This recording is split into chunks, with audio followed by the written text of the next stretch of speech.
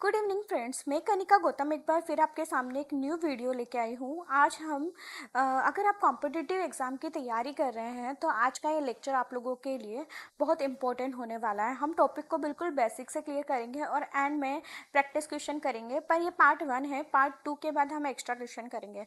तो ये पार्ट 1 है और ये बुक का नाम है हमारे, रुको मैं आपको बुक का नाम बताती हूँ। देखो, exploring society India and beyond. ठीक है, ये इसके हम ये नया मतलब एनसीईआरटी की नई सीरीज आई है और नया सिलेबस आया है, उसके अकॉर्डिंग ये नई बुक है और उसी का चैप्टर है natural resource and their use. तो देखो क्या है, अपन बात करते हैं natural resources and their use क्या है। देखो, चलो हम आगे पढ़ते हैं यहाँ पर। देखो इसके अंदर हम क्या क्या पढ़ेंगे। How do we categorize natural resources, what is the connection between the distribution of natural resources, मतलब अगर हम किसी नेचुरल रिसोर्स को इफेक्ट करते हैं तो उसका हमारी लाइफ पर क्या क्या इम्पैक्ट पड़ेगा। जैसे इसके बाद है what are the implications of unsuitable use, मतलब अगर हम सही से यूज नहीं करेंगे नेचुरल रिसोर्स का तो क्या होगा। ये एक बहुत इंपॉर्टेंट जो बुक बनाई है एनसीईआरटी ने, बहुत अच्छे बेसिस पे बनाई है और इसको हमें सीखना बहुत जरूरी है। ठीक है, चलो आगे देखते हैं। When does nature become resource.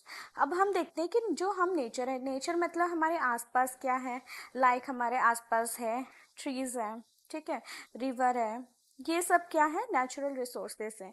Oxygen है, तो ये सब क्या है नेचुरल रिसोर्सेज जो कि हमें नेचर ने दिया है या भगवान ने दिया है। तो ये दो चीज़ों से होता है, एक तो नॉन लाइफ मतलब नॉन लिविंग भी होता है और एक लिविंग भी होता है।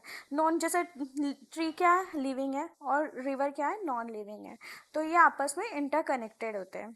ठीक है, तो ये हम इजीली कवर कर सकते हैं, आराम से समझ में आ रहा है।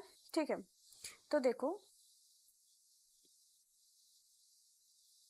यहाँ हम देखते हैं द अर्थ हैज़ टीजर्स, यानी कि अर्थ के पास खजाना है, many of which have formed over millions of years and which humans have taken and learn to use. मतलब हम देख सकते हैं हम इसका कैसे यूज़ कर सकते हैं, कैसे हम इसको बेटर बना सकते हैं। ठीक है, इसके बाद है these include the most obvious one like water air and soil and also the not so obvious one like call petroleum precious stones metals और टिम्बर ईटीसी। मतलब कुछ तो हमें इजीली मिल जाते हैं, जैसे ये हमें इजीली अवेलेबल हो जाते हैं। ठीक है, और बाकी के ये हमें इजीली अवेलेबल नहीं होते हैं। ठीक है, अब हम आगे बढ़ते हैं। देखो देखो यहाँ पर अपन देखते हैं ये gentle ploughing causes minimal disturbance. जैसे प्लफिंग क्या होता है, वो जो खेती वगैरह में करते हैं, जो मिट्टी को ऊपर नीचे करते हैं, उससे हमारे इकोसिस्टम में कोई इम्पैक्ट इतना पड़ता नहीं है। ठीक है, और हनी फ्रॉम बीहाइव, तो ये एक नेचुरल चीज़ें हैं और नेचुरली होती है और इससे हमारी लाइफ में कुछ इम्पैक्ट नहीं पड़ता है। ठीक है, चलो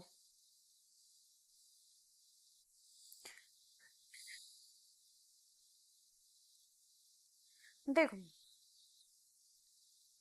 कैटेगराइज नेचुरल रिसोर्स। अब हम नेचुरल रिसोर्स हमें क्या क्या मिला है उसे हम कैटेगरी में कैसे बांट सकते हैं, तो हमें ये देखना है। तो देखो हमने किस कैटेगरी में बांट रखा है। देखो अब इसके अंदर हमारे हमने इतने पार्ट में बांटा हुआ है। इसेंशियल फॉर आवर लाइफ, जो हमारी लाइफ के लिए इंपॉर्टेंट है वो नेचुरल रिसोर्सेज कौन से हैं। सोर्सेज फॉर मटेरियल्स, यानी कि हमें चीज़ें किस सोर्सेज से मिलती है। सोर्सेज फॉर एनर्जी, एनर्जी हमें किस सोर्सेज से मिलती है। ठीक है, अब रिसोर्सेज इसेंशियल फॉर लाइफ, अब हमारे लिए कौन से रिसोर्सेज इंपॉर्टेंट है। तो देखो ऑब्वियस सी बात है, हमें खाना किससे मिलता है, प्लांट से मिलता है या एनिमल्स वगैरह से मिलता है। ठीक है, these from our atmosphere rivers and ponds. ठीक है, इनसे हमें पानी मिलता है। सॉइल से हमें जो मतलब प्लांट्स वगैरह हैं तो वो मिट्टी के बिना उग नहीं सकते। तो फाइनली हमारी ये चीज़ें इसेंशियल है। जैसे सांस लेने के लिए एयर चाहिए, पीने के लिए पानी चाहिए, सॉइल चाहिए ताकि हम खाना उगा सके। तो ये जो इसेंशियल रिसोर्सेज है ये हमारी लाइफ के लिए इंपॉर्टेंट है। इसके बाद है रिसोर्सेज ऑफ मटेरियल्स, यानी कि जिससे हमें इंपॉर्टेंट चीज़ें मिलती हैं। जैसे a piece of wood can be transformed into a chair, तो चेयर हमें बैठने के लिए चाहिए तो वो हमें किससे मिलती है, लकड़ी से मिलती है। ठीक है, इसके बाद है India's geographical diverse provide us that a wide variety of natural resource from wood to marble and coal to gold. ये सब हमारे एक इम्पॉर्टेंट चीज़ है। ठीक है, चलो उसके बाद हम बात करते हैं रिसोर्सेज ऑफ एनर्जी, यानी कि हमें एनर्जी, एनर्जी में तो समझ रहे हो, जैसे जैसे हमें लाइट वगैरह जलाने के लिए या पेट्रोल वगैरह चलाने के लिए, गाड़ी वगैरह के लिए जिस चीज़ की यूज़ ज़रूरी पड़ती है उसको हम रिसोर्सेज ऑफ एनर्जी बोलते हैं। जैसे इलेक्ट्रिसिटी हो गई, ठीक है। तो यहाँ इसके अलावा बहुत सारी चीज़ों के प्रोडक्शन में, ट्रांसपोर्टेशन में हमें किसकी ज़रूरत पड़ेगी, एनर्जी की। ऑब्वियस सी बात है, हम गाड़ी वगैरह चलाते हैं तो सब में एनर्जी की ज़रूरत पड़ती है। तो देखो यहाँ पे, this energy can be from diverse natural resources, call, petroleum, natural gas, sunlight, wind, etc, इनकी तरफ से हमें एनर्जी मिलती है। तो देखो, रिवर वाटर रिन्यूएबल रिसोर्सेज, देखो रिवर है वो कभी ऐसा तो होगा नहीं कि पानी देना बंद कर देगी, ठीक है। रिन्यूएबल मतलब होता है जो कंटिन्यू हमें मिलती रहती है, एक खत्म नहीं होएगी, कभी भी आपस मिलती रहेगी।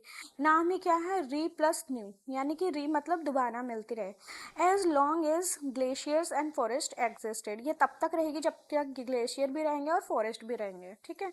We can take timber from the tree, forest is limited quantities for a long time if we allow to it to regenerate, मतलब ये हमें लंबे टाइम तक तभी मिलेंगे जब हम ज़्यादा से ज़्यादा प्लांट्स उगाएंगे, वरना ख़त्म हो जाएंगे, ठीक है। अब देखो रिन्यूएबल और नॉन रिन्यूएबल क्या होता है। देखो, रिन्यूएबल वो होता है जो हमें इजीली मिल जाए बार बार, जैसे सनलाइट हो गई, ठीक है, सनलाइट हो गई वगैरह हो गया। और नॉन रिन्यूएबल मतलब एक बार ख़त्म होने के बाद उसको बनने में लाखों सालों का समय लगता है, ठीक है। तो देखो, a second way to categorize natural resources could be based on whether they are renewable or not, दोनों चीज़ों के हिसाब से हम डिपेंड करते हैं। A general principle of nature is that it functions in a restorative and regenerative way. Restorating is the process of returning something to its original healthy state if it has been degraded or damaged. Nature heals, renew and maintains herself over time, जैसे obvious सी बात है, sunlight है तो वो continue अपने आप को मेंटेन रखेगी। इसके अलावा बारिश है तो बारिश जैसे अभी आई, फिर कुछ टाइम बाद वापस आएगी तो हमें वाटर भी वापस मिल जाएगा। लेकिन कुछ चीज़ें हैं जो हमें नेचुरल नहीं मिलेगी, ठीक है, जैसे हाँ कोयला, पेट्रोल, ये सब हो गया, ठीक है। अब रिन्यूएबल रिसोर्सेज क्या होता है। Renewable resources exist these characters over time. Most of India has abundant sunshine, ठीक है, मतलब हमें क्या मिलता है, सनराइज मिलता है। In the natural course, rivers are fed regularly by rain and melting glaciers. Forests renew themselves, ठीक है। Soil replenish itself through natural process and so on. Solar energy, wind energy, energy from flowing water, timber from forests are renewable resources as long we are able to manage them in a sustainable manner. अगर हम उसको proper और अच्छे से use करेंगे तो ये हमें आगे बहुत एनर्जी रिसोर्सेज देता है और हमारे लिए बेनिफिट होता है। तो देखो,